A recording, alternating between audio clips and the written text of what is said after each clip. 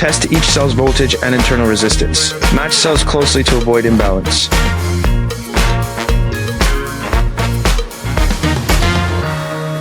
Determine the required series and parallel structure. Use tape and EVA foam to assemble and secure the cell pack. The battery management system is welded to the cell tabs. It protects against overcharge, over-discharge, and short circuits. Solder wires or connectors as per customer requirements. Ensure stable and reliable electrical connections. Use insulating materials like barley paper, insulation tape, and EVA foam to protect welding points in exposed areas.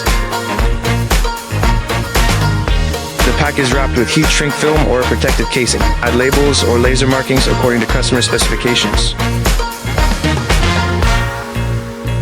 Perform full functional and appearance checks. Only qualified battery packs are packaged and shipped.